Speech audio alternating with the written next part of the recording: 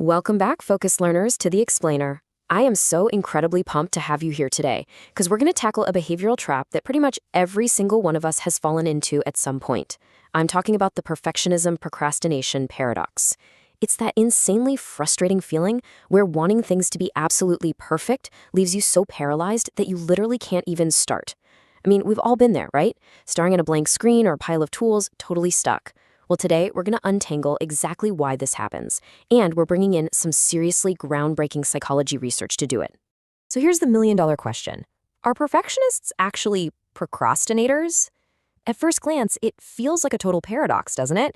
Like perfectionists are supposed to be these highly organized, high-achieving go-getters, while procrastinators are the ones putting things off. For years, scientists literally debated this very question, going back and forth on whether these two traits were best friends, worst enemies, or just complete strangers. And the answer? Well, it completely upends everything we thought we knew about how we get stuff done. All right, here is our roadmap for today's explainer. First, we'll hit the paradox, then look at the two faces of perfectionism. After that, we dive into the feedback loop, reveal the verdict from the data, and finally talk about breaking the cycle. Let's jump right in. Part 1. The paradox. The historical, scientific myth.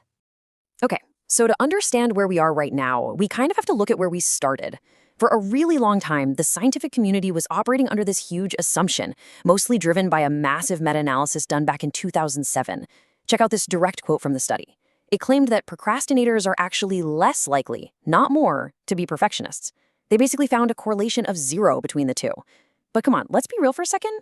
That just feels totally wrong to anyone who has ever put off a task out of the sheer terrifying fear that it won't be flawless. If you've ever delayed writing an email or starting a project because the idea wasn't quote-unquote perfect yet, you know for a fact that this 2007 conclusion is missing a huge piece of the puzzle. Which brings us to part 2. Two faces of perfectionism, the paradigm shift.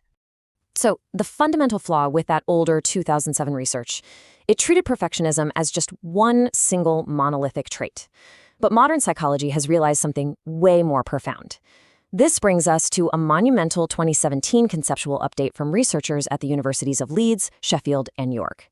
They figured out that if we really want to understand what's going on in our heads, we have to look at perfectionism through a multidimensional lens. It is not just a single switch in your brain that's flipped on or off. No, it's actually a coin with two incredibly distinct sides.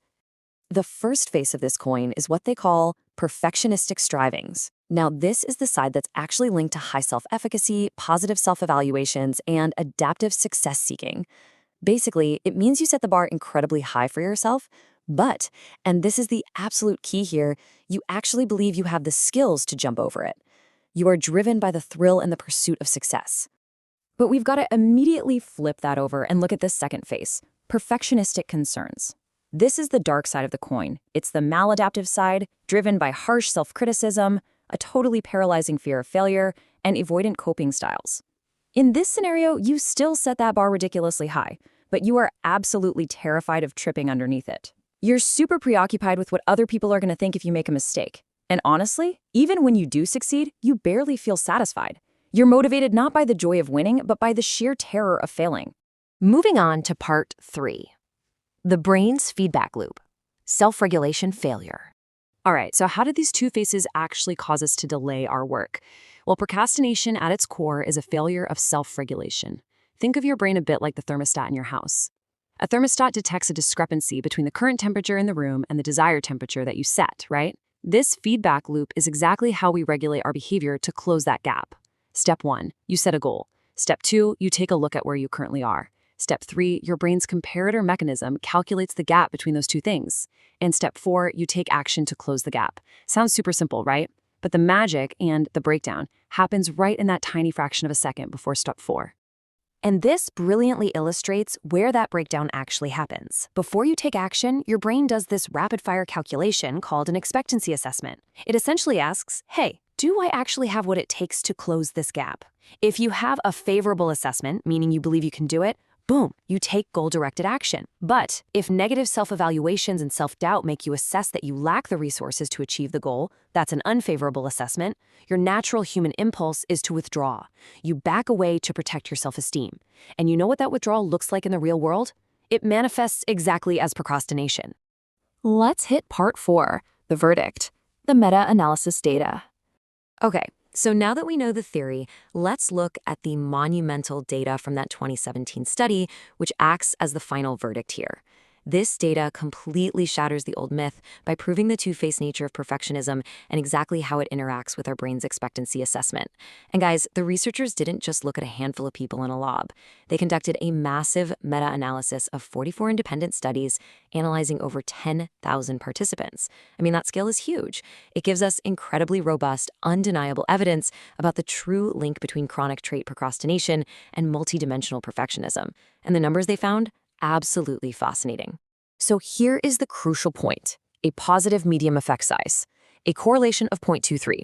This definitively proves that if your perfectionism is driven by perfectionistic concerns, meaning all that self-doubt, the harsh self-criticism, the intense fear of making mistakes, you are absolutely more likely to chronically procrastinate.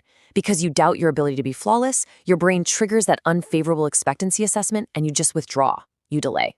It's that simple. But conversely, check out this negative effect size of negative 0.22. This is the other side of the coin. If you are driven purely by perfectionistic strivings, setting high standards but maintaining a high belief in your own skills, you actually procrastinate less. You see the gap between your current state and your perfect goal, you assess that you have the tools to reach it, and you just dive right in. Same exact high standards, completely different behavioral outcome. Wild, right? Finally, part 5, breaking the cycle. Evidence-based interventions.